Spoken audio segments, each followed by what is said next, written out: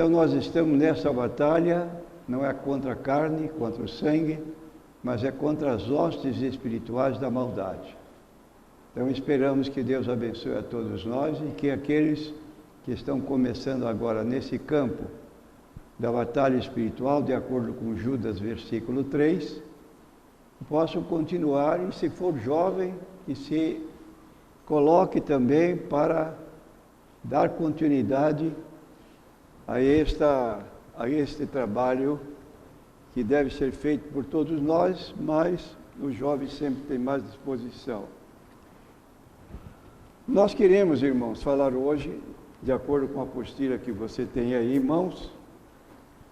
Esta apostila tem como título Heresias Adventistas. Talvez para você esse título não tenha nenhuma significação, mas antes de entrar propriamente neste assunto, eu quero fazer algumas observações iniciais para dar margem a que você se localize melhor naquilo que você vai ouvir com relação a este grupo religioso chamados Testemunhas de Jeová. Uma pergunta que eu levanto e que quero responder. Geralmente, há crentes que são contra esse trabalho que realizamos. Por que são contra? Porque eles dizem assim: não gosto que suba no púlpito para falar mal dos outros. Então, ele se coloca contra, indiferente, mas eu quero dizer, levantando uma pergunta: é perseguição religiosa expor os erros das seitas? Eu não creio que seja perseguição religiosa expor os erros das seitas, porque estamos poupando vidas da perdição eterna. Se Jesus declarou: eu sou o caminho, a verdade e a vida, ninguém vem ao Pai senão por mim. Se você ler na Bíblia em Efésios capítulo 2, como já ouvimos, 8 e 9, pela graça sois salvos por meio da fé, isso não vem de vós, é dom de Deus, não vem das obras para que ninguém se glorie. E você encontra com uma pessoa que diz para você: se você não guardar o sábado, você não tem salvação. A guarda do sábado implica em salvação. E você fica então conjecturando, sim ou não? Se você tem base bíblica, você se lembra o que Paulo disse: guardai dias, e meses, e tempos, e anos, receio de vós que não haja trabalhado em vão para convosco. Sábados, luas novas, em festas anuais, ligadas ao judaísmo. Está no capítulo 4 de Gálatas, versículo 9. Paulo pergunta para os Gálatas: guardais? Eu tenho receio de que eu trabalhei em vão com vocês. Vocês perderam tudo o que eu disse. E ele começa o seu evangelho no capítulo 1, versículos 6 a 8. Ainda que um anjo desça do céu e vos anuncie outro evangelho além do que tenho anunciado, seja anátema. E você sabe o que significa a palavra anátema? Significa amaldiçoado. Então, se Paulo assim escreveu, e nós cremos que o que ele escreveu é inspirado por Deus, temos que rejeitar oferecimento que às vezes batem à nossa porta. Então nós temos aqui: pode haver perseguição religiosa? Sem dúvida que sim, principalmente nos países árabes. Cristão lá não tem vez, mas não tem vez que é rejeitado, é perseguido e morto, porque lá não pode haver outro grupo religioso senão só o islâmico. E não é forma de religião perseguição religiosa, alguém dizer e mostrar que a religião de outro é falsa. Então, se nós lemos a Bíblia Sagrada, Jesus declarando: eu sou o caminho, a verdade e a vida, ninguém vem ao Pai senão por mim, aí se apresenta um adepto do islamismo, do budismo, do confucionismo, que tem líderes e fundadores religiosos. Você não pode compactar. Você tem que declarar a verdade da Bíblia, mas é antipático, mas é essa a verdade que diz a Bíblia. E você tem que crer, ou aliás, você crê e por isso você se torna às vezes contrário a essas afirmações. Então queremos dizer que, a fim de fazer a exposição precisa usar meios autorizados de julgamento, uma regra de medir que não se prove falha. Qual é a regra de medir que não é falha para nós podermos medir outras religiões e seitas? Está aqui. A Bíblia Sagrada. Salmo 119, versículo 105. Lâmpada para os meus pés e a tua palavra e luz para o meu caminho. Então eu vou andar e vou ensinar de conformidade com esta palavra. Céus e terra passarão, mas minhas palavras não hão de passar. E nós cremos assim, que esta é a palavra que permanece para sempre. Então, irmãos, aqui está uma posição. Você não tema alguém dizer: não gosto que fale dos outros. Eu não estou falando dos outros, eu estou informando, mostrando que ele está errado à luz da Bíblia Sagrada, porque a Bíblia Sagrada é a palavra de Deus.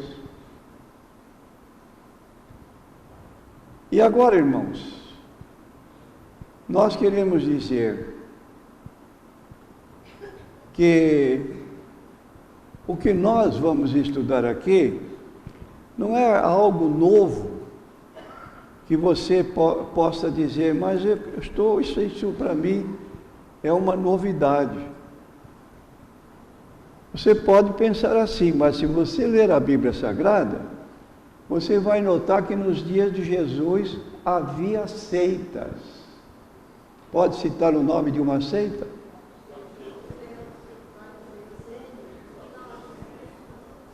Citaram diversas, mas eu não escutei todas. Então vamos citar aqui, irmãos, uma seita muito evidente nos dias de Jesus, que se colocava como se fossem seguidores dele, se punham junto com a multidão, mas não para receber o que Jesus falava, e sim para ver se ele errava nas suas considerações religiosas, e logo estavam prontos para atacar, publicamente. E Jesus saía-se sempre bem dessas colocações contra ele. Então nós temos a Bíblia Sagrada, temos os saduceus. Vocês sabem o que criam os saduceus? Eles divergiam dos fariseus. Então, o fariseu tinha uma forma de ver, o saduceu tinha outra. E você encontra paralelo nos dois campos, tanto dos fariseus em nossos dias, como também a respeito dos saduceus. Saduceu não cria na ressurreição de mortos. Você conhece algum grupo religioso hoje que crê no aniquilacionismo? Morreu, acabou-se. Não tem ressurreição. Eram os saduceus. Não criam na existência de anjos. E não criam que o espírito sobrevivia à morte do corpo e em estado consciente depois da morte, quando se sepultava o corpo. E nós temos hoje grupos religiosos que fazem o que creem de maneira. E no livro de Atos, capítulo 23, versículo 8, nós encontramos aqui a diferença entre grupos maiores que existiam nos dias de Jesus. Se você tiver a Bíblia aqui, que devia ter, acompanha aqui Atos 23, versículo 8, para você ver a diferença de uma seita para outra. Escreveu assim o apóstolo Paulo: havendo dito isto, houve dissensão entre os fariseus e saduceus, e a multidão se dividiu, porque os saduceus dizem que não há ressurreição. Qual é o grupo religioso que nega a ressurreição do corpo em nossos dias? Vamos lá?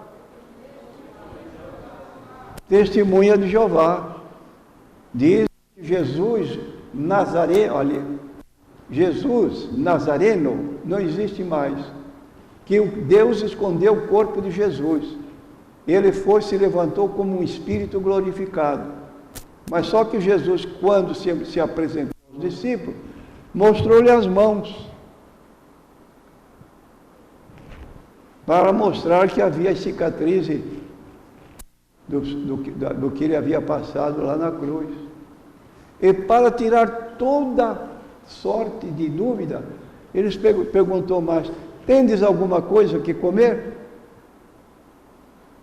Apresentar-lhe um peixe assado e um favo de mel. Espírito não come, mas uma pessoa ressuscitada corporalmente come. Comeu com os discípulos na praia, quando apareceu a Pedro para restaurá-lo. Fez fogo lá na praia, acendeu, pôs peixe e convidou os discípulos para comer com ele. Então nós temos aqui grupo religioso que nega a ressurreição. Quem negar a ressurreição de Jesus não tem nem salvação. Romanos capítulo 10, versículo 9 e 10. Se creres em Jesus Cristo e que Ele ressuscitou dos mortos, serás salvo. Se a pessoa mas nega a ressurreição de Cristo, não tem salvação. Então é importante.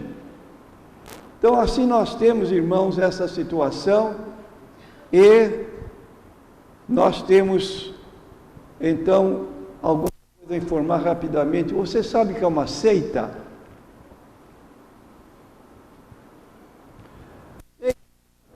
É um partido, é uma facção, é uma falsa organização religiosa que se reúne para pregar doutrinas estranhas, e uma seita é um grupo religioso que ensina heresias, e heresia é um ensino falso, fraudulento. Então, heresias são ideias adulteradas, doutrinas espúrias, falsas e legítimas, e o que o apóstolo Paulo recomenda quando bate à sua porta alguém que quer se oferecer para lhe dar um estudo da Bíblia. Qual é a orientação bíblica para você? Alguém diz assim: meu pastor nunca me visitou. Chegam estas pessoas estranhas à minha porta e me oferecem aqui em casa me visitar e me dar um estudo bíblico. E ele fica todo empolgado, pensa que vai estudar a Bíblia. Não vai, não.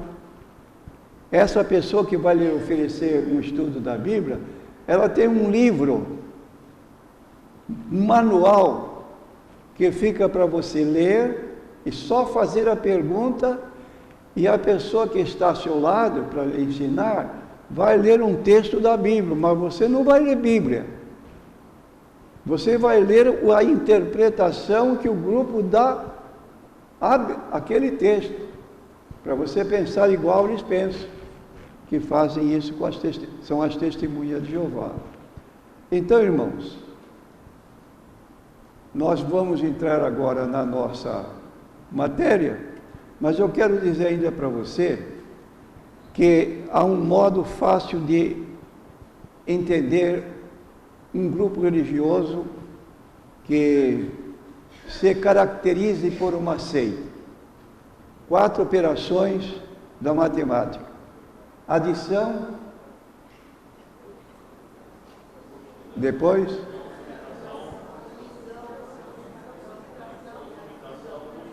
subtração, multiplicação e divisão. Por exemplo, adição. Uma pessoa que você descobre que tem um grupo religioso, que ele tem um livro ao lado da Bíblia, que dá ao livro a mesma autoridade da Bíblia Sagrada. É como na Igreja Católica, tem a Bíblia e a tradição. Qual é o valor da tradição? O valor da tradição é igual ao valor da Bíblia. Aí você pergunta para o herético, e o seu livro que você usa como base ao lado da Bíblia, que valor tem? Tem o mesmo valor da Bíblia Sagrada. Então, é uma seita que adiciona livros e coloca em paralelo com a Bíblia Sagrada. Provérbios 30, versículos 5 e 6. Toda a palavra de Deus é pura, nada lhe acrescentes, para que não sejas achado mentiroso. Pula fora de algum grupo religioso que você descobre que ele tem um livro que eles usam internamente, que dão a ele o mesmo valor da Bíblia Sagrada. Isso acontece com o Adventismo. Tem os escritos de Ellen Good White, considerada a sua profetia, profetiza. E eu vou ler para vocês então depois aqui nessa apostila. Segundo, subtração. São pessoas, por exemplo, como eu disse, nega a ressurreição de Cristo. Está diminuindo a obra de Cristo em favor da salvação de pessoas. Não quero saber. Está diminuindo. Terceiro, multiplicação. Não creem na obra vicária expiatória de Cristo. Então ensina um outro meio de redenção. Por exemplo, a Igreja Católica ensina o purgatório. A pessoa vai para esse purgatório com a finalidade de purificar-se durante anos e anos através das missas que são feitas pelos parentes periodicamente a favor daquele que faleceu. E a Bíblia declara que depois da morte segue-se o juízo. Não há mais jeito de salvação. E finalmente, divisão. Divisão é crer na entidade religiosa e crer também que a salvação não está restrita à pessoa de Cristo, mas na organização a que ele pertence, como a Igreja Católica também ensina. A Igreja Católica é uma arca de Noé. Ninguém se salvou fora da arca, ninguém se salva fora da Igreja Católica. As testemunhas de Jeová também dizem, você precisa pertencer à organização de Deus e fazer a vontade de Deus para você salvar. Não pense que várias embarcações podem conduzir você à salvação, à vida eterna. É a única. Então, é seita que quer dividir a autoridade de Jesus com o grupo religioso, com a entidade religiosa. E nós não cremos nessa salvação. Nós cremos numa única pessoa, que é o Senhor Jesus Cristo, que disse, eu sou o caminho, a verdade e a vida, ninguém vem ao Pai senão por mim. Abra sua apostila na página 3 para acompanhar a leitura e a explicação que nós vamos dar. Vamos abordar aqui as heresias adventistas.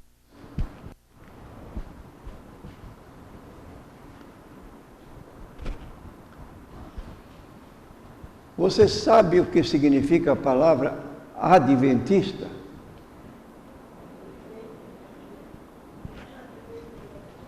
Adventista significa o quê?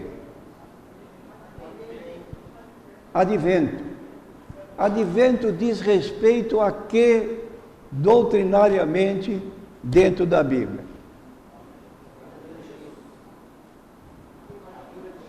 A vinda de Jesus. Ora, nós aguardamos a volta de Cristo? Sim, nós aguardamos.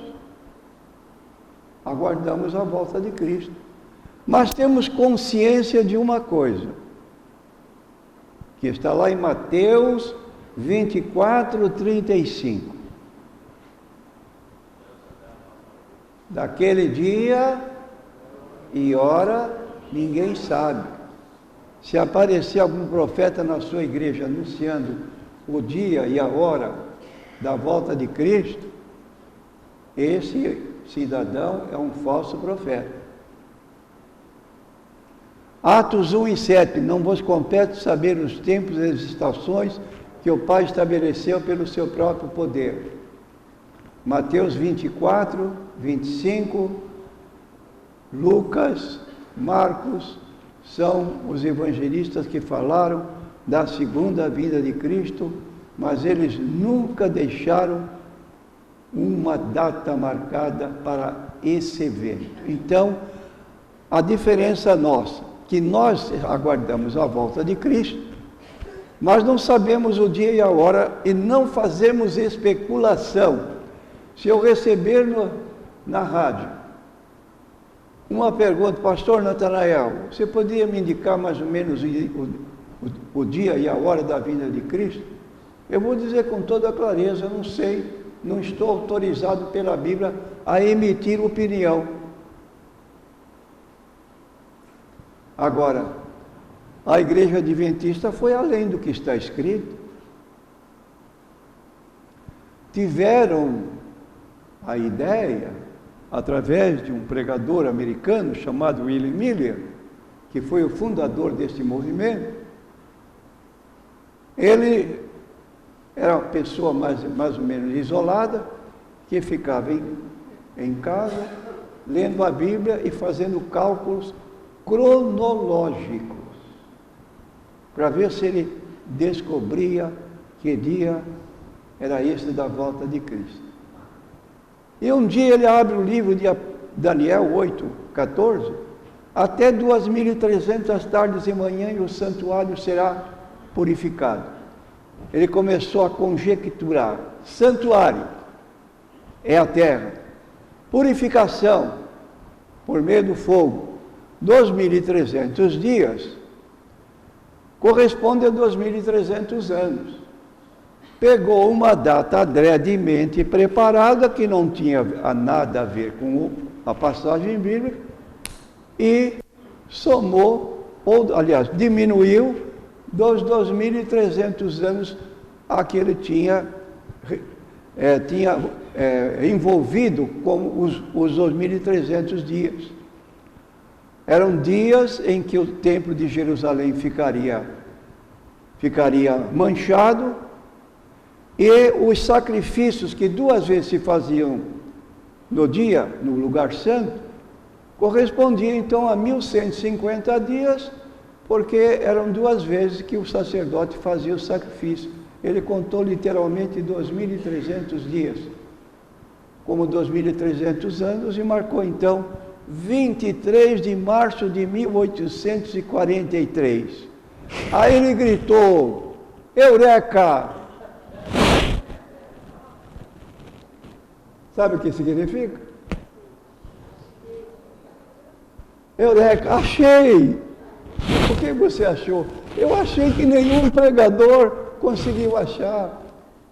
Eu sei quando Jesus vai voltar. 23 de março de 1843. Já pensou se eu gritasse aqui: irmãos, eu achei o dia da volta de Cristo? Acho que todos iriam pular? Não sei. Mas foi um alvoroço. O povo todo começou a se movimentar. A notícia correu aos Estados Unidos. Igrejas evangélicas aderiram ao movimento. Um grande acontecimento. E as igrejas começaram a encher.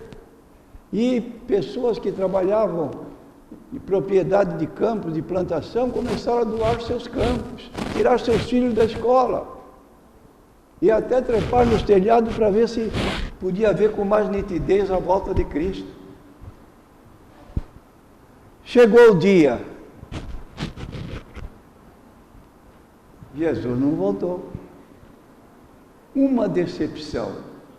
E eles têm um título para essa decepção: o grande desapontamento. Um fracasso geral. Crentes abandonaram tudo. deram seus campos, venderam suas casas por qualquer preço, tiraram filhos da escola e a decepção.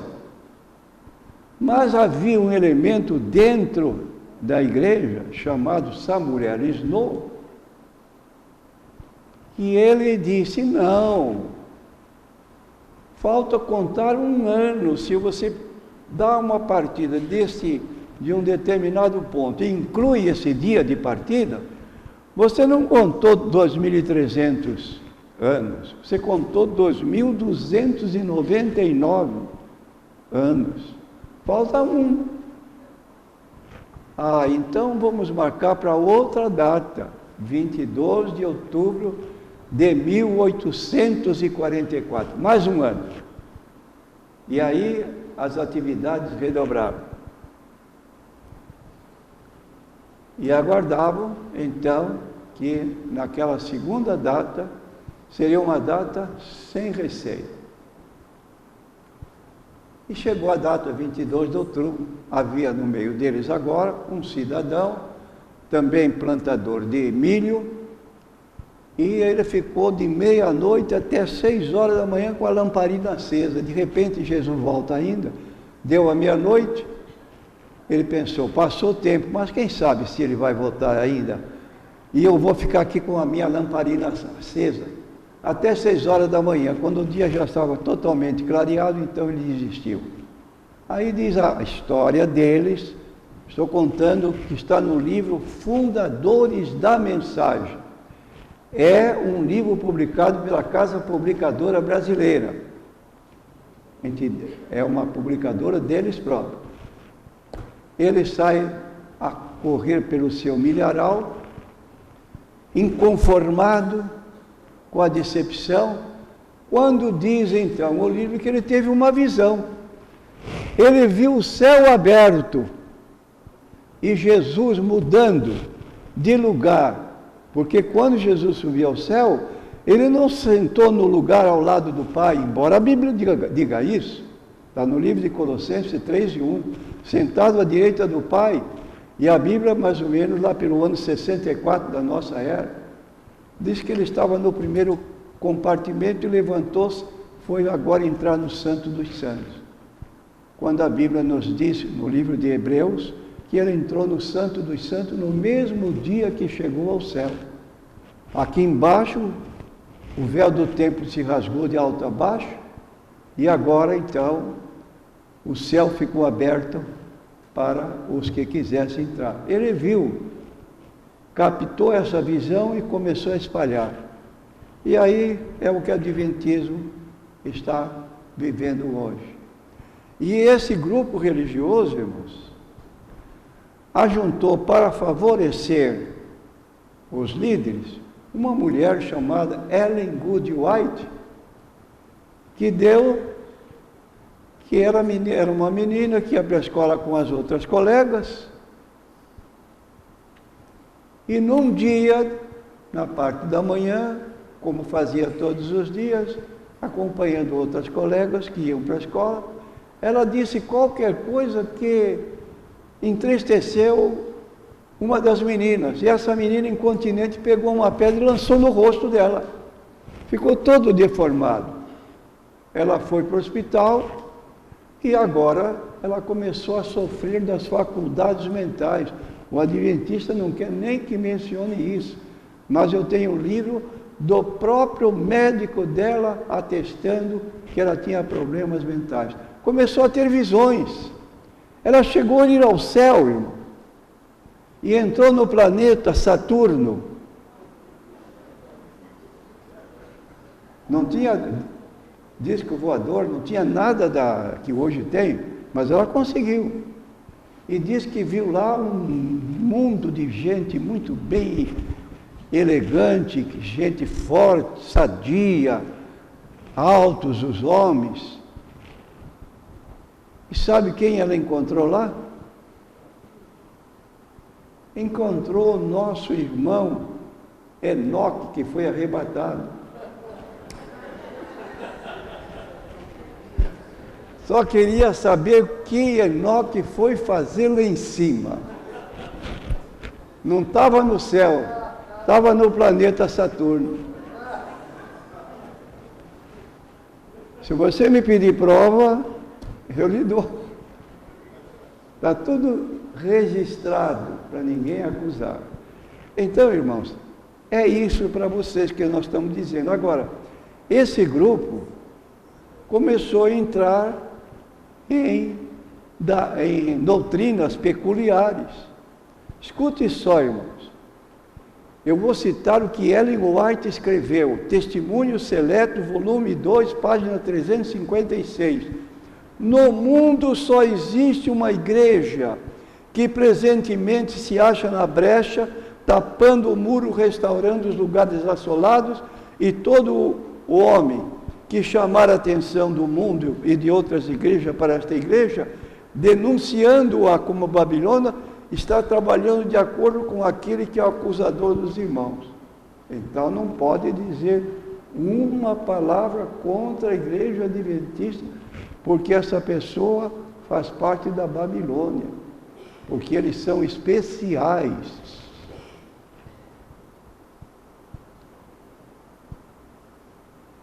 E agora? Eu estou aqui falando. Então quero dizer, irmãos, que essa colocação de essa viagem que ela fez num dos planetas aí, o Saturno, foi feita por Ellen White. Então ela é essa mulher excêntrica que tinha muitas visões, muitas revelações, e ela então tinha um prestígio muito grande. E eu quero mostrar aqui para os irmãos a declaração que a igreja faz a respeito dessa mulher.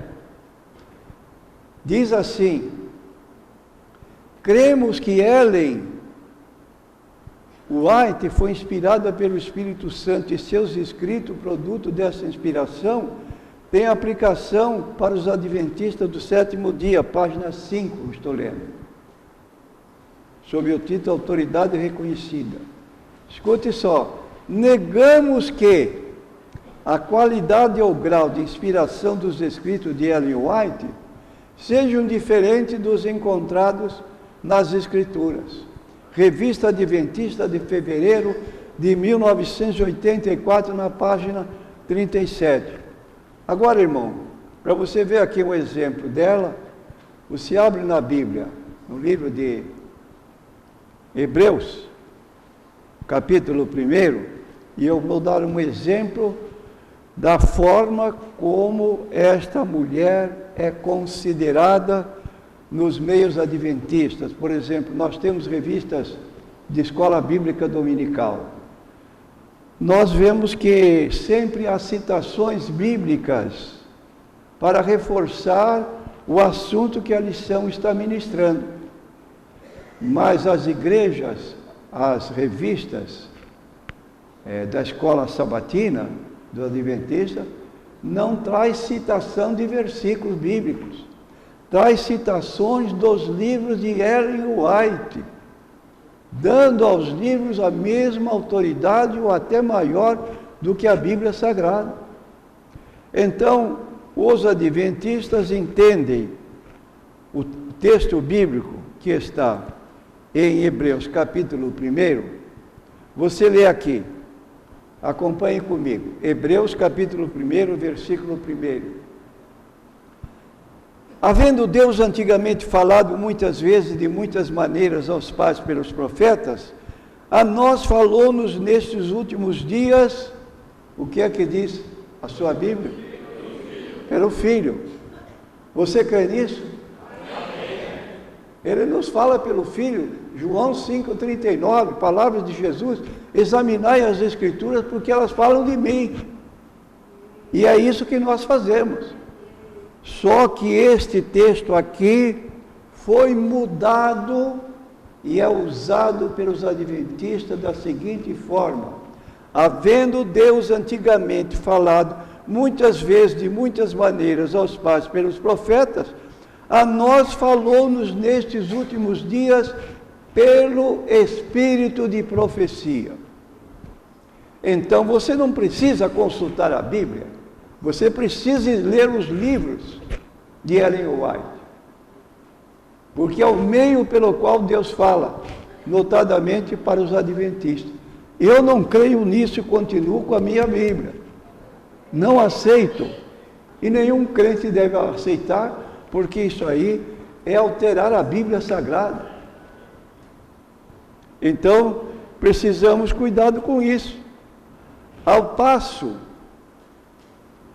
que, apesar de nós desprezarmos o pensamento dos pioneiros, ainda na página 5, nós aceitamos como regra de fé doutrina adventista, a revelação. Revelação indica aqui Velho Testamento e Novo Testamento, Bíblia então. E mais, e espírito de profecia, quer dizer, tem o Antigo Testamento, o Novo Testamento e os escritos de Ellen White, espírito de profecia. É o meio pelos quais os adventistas se regem e têm o seu tipo de fé diferente da nossa.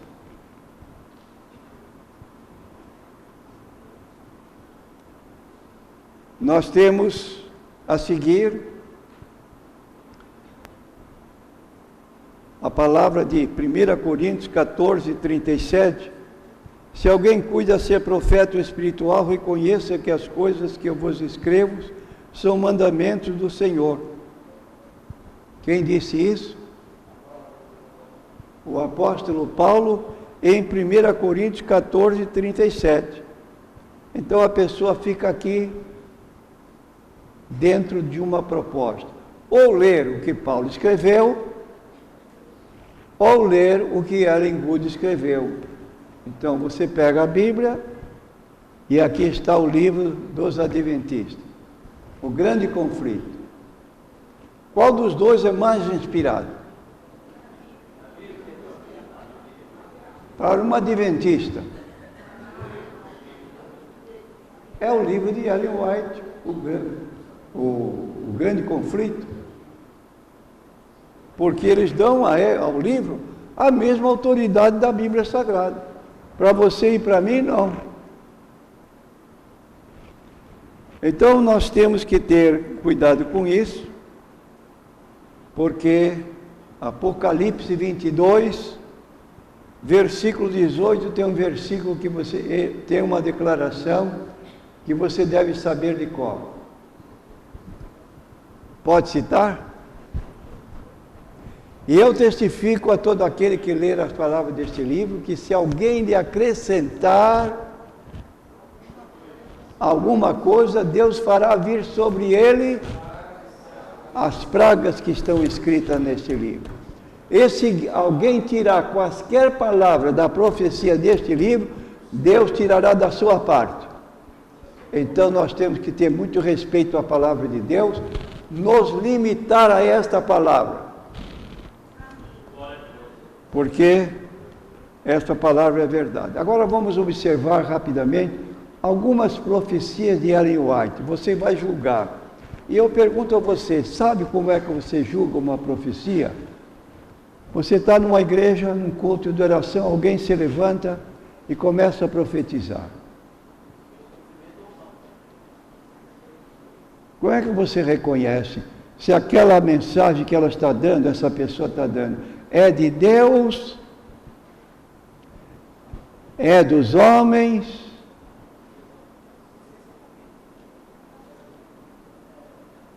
Na Bíblia explica isso. Então escute só. Disse ela: minha missão abrange a obra de um profeta, mas não termina aí. Página 6, logo em cima.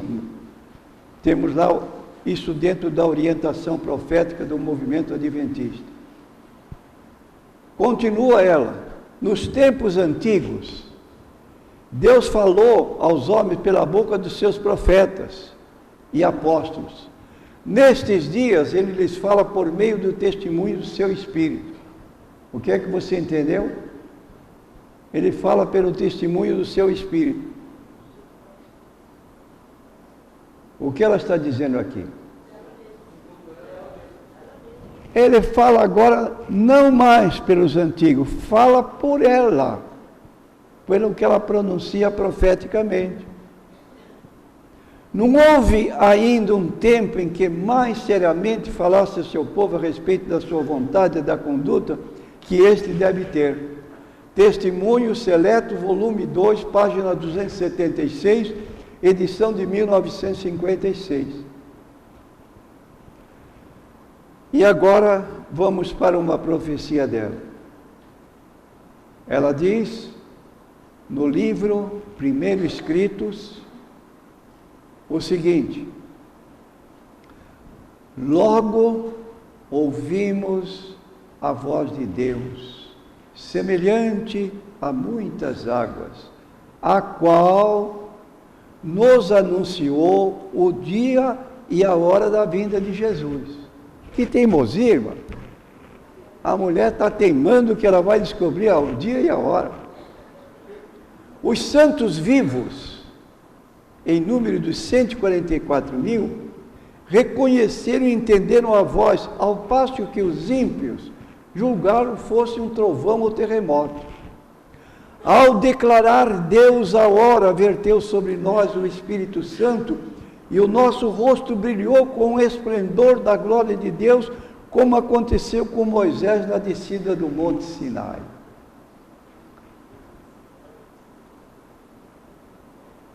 Que conhecimento ela passou a ter? Segundo ela declara aqui, ao declarar Deus a hora, verteu sobre nós o Espírito Santo, e o nosso rosto brilhou com o esplendor da glória de Cristo, como aconteceu com Moisés.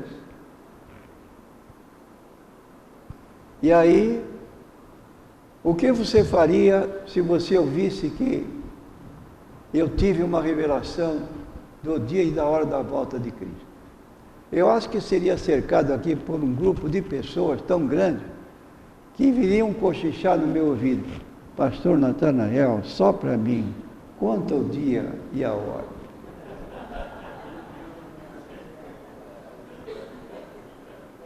Curiosidade, sabe o que ela fez? Ouvia a hora proclamada, mas não tinha lembrança alguma daquela hora depois que saí da visão. Mensagens Escolhidas, volume 1, página 76. Só que ela esqueceu de dizer que não foi ela a única que ouviu. Ela disse que mais 144.000 ouviram. Então estava cheio de gente ali que não tinha esquecido. E ela podia perguntar para um daqueles: olha, me ajuda aqui que eu esqueci o dia e a hora.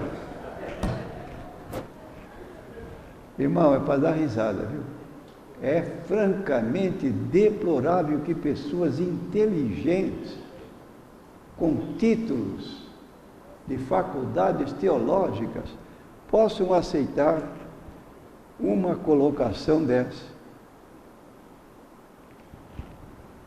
Outra visão dela, estava pregando e ela teve então uma revelação. Essa revelação diz assim, está no livro Testemunho de Jesus, página 108. Foi-me mostrado o grupo presente à assembleia, isto é, estava na reunião, numa assembleia. Disse o anjo para ela: alguns que estão aqui presentes serão pasto para os vermes, quer dizer, vão morrer. Alguns sujeitos às 7 últimas pragas, e alguns estarão vivos e permanecerão na terra para serem transladados por ocasião da vinda de Jesus. Sabe quando isto se deu? Em 1856. Agora, Faça um cálculo. Nós estamos no ano 2013. Quantos anos se passaram?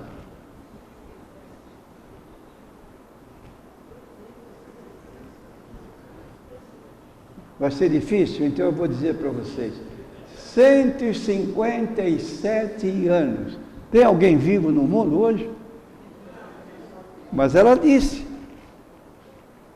alguns estarão vivos e permanecerão na terra para serem transladados por ocasião da vinda de Jesus.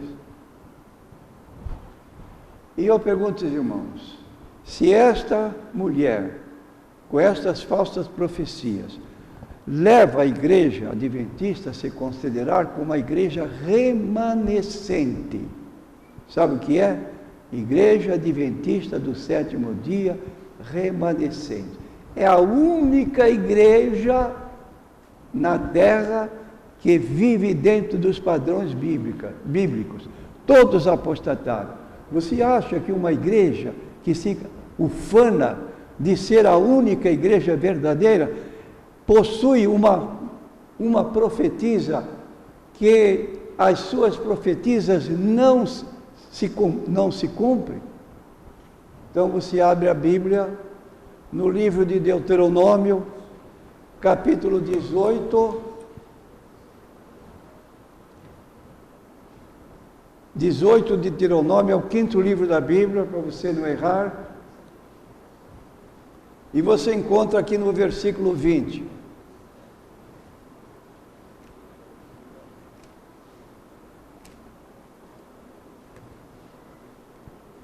Diz assim o texto bíblico: porém o profeta que presumir soberbamente de falar alguma palavra em meu nome que eu não tenho mandado falar, ou que falar em nome de outros deuses, o tal profeta morrerá. E se disseres no teu coração, como conheceremos a palavra que o Senhor não falou? Você tem todo o direito, meu irmão. Quando ouvir profecia na igreja, pega um pedaço de papel, anota o nome da pessoa, o dia, a hora e a profecia. Põe no bolso ou na bolsa. Vamos ver agora se essa pessoa é profetisa ou profeta. Não se cumpriu, falso profeta. E se disseres do teu coração, como conheceremos a palavra que o Senhor não falou? Quando tal profeta falar em nome do Senhor e tal palavra se não cumprir, nem suceder assim, esta é a palavra que o Senhor não falou. Com soberba falou o tal profeta, não tenhas temor dele. Põe para fora. Tal profeta morrerá. No tempo da lei, ele era morto a pedradas, porque proferiu uma profecia errada. Mais uma para concluir agora, então. Por algum tempo, Ellen G. White, depois da decepção de 1844, mantive juntamente com o corpo do advento que a porta da graça estava fechada para sempre para o mundo. Então ela está dizendo aqui que lá pelos idos de 1844, o céu tinha fechado a porta, ninguém mais podia entrar. Porta da graça fechada. Este ponto de vista foi adotado antes da minha primeira visão. Foi a luz a mim concedida por Deus que corrigiu o nosso erro e habilitou-nos a ver a verdadeira atitude. Mensagens Escolhidas, volume 1, página 63. A porta do céu fechou algum tempo? Não. Está aberta. Está aberta a porta do céu, quem quiser entrar, dentro das condições estabelecidas na Bíblia. Mas essa mulher em 1844, ela ficou por um tempo crendo que a porta do céu tinha fechado. Qualquer pessoa que se mostrava convertido estava enganando, porque não podia crer mais, porque a porta do céu tinha sido fechada. E não acreditava na conversão de nenhuma pessoa, até que ela pôde corrigir o seu erro. Então, irmãos, é uma situação que nós precisamos saber para não sermos enganados. E sabe o que disse um certo escritor que abandonou o adventismo? Que os adventistas têm uma alegria, uma euforia, quando ganham um crente de uma igreja. Mormente, se ele for da igreja batista, e entre eles se regozijam dizendo entre si: é mais fácil ganhar um membro de igreja evangélica do que empurrar um bêbado por uma ladeira abaixo. Meu irmão, não dê essa alegria para os sectários, você cair no erro deles porque você não quer estudar. Você avisado, a pessoa avisado, ele se protege e ele protege a pessoa para quem ele vai falar, avisando que ele está correndo perigo. E é o trabalho que nós temos que fazer. O trabalho que Jesus disse quando mandou pregar o Evangelho, avisar os outros também do perigo. E nós temos que fazer isso. Que Deus nos abençoe. Eu tenho aqui este livro, irmãos, Estudando Juntos, um livro publicado pelos adventistas, que eles ensinam como chegar perto de um crente, cumprimentá-lo, abraçá-lo como irmão, ter uma conversação aprazível. Depois que este crente está domesticado, aí ele vai entrar com a questão do sábado. Pensa que nós somos bobos, irmão. Está aqui como é que se faz. Crente batista, crente metodista, crente assembleiano. A nossa igreja nova não está aqui ainda. Está aqui, irmãos. Estudando juntos. Para ver aonde vai a nossa ingenuidade, que não percebemos que estamos sendo devorados pelas seitas. Mas que Deus abençoe você nesse seminário, que você possa comunicar a terceiros, para que as seitas possam sentir a nossa posição agora de independência e de lutar pela fé que uma vez foi dada aos santos. Glória a Deus.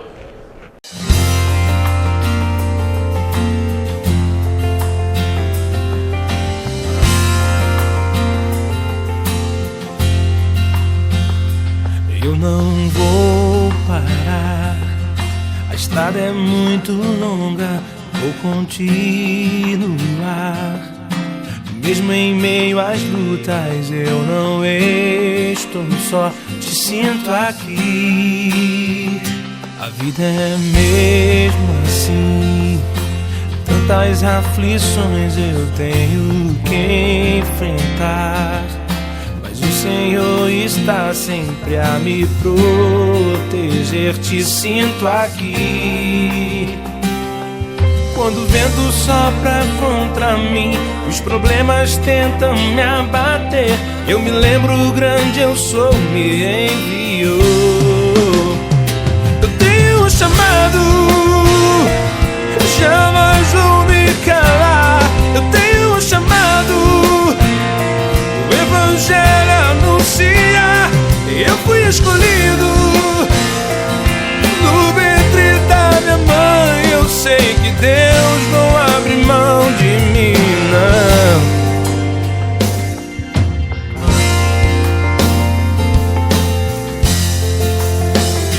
A vida é mesmo assim, tantas aflições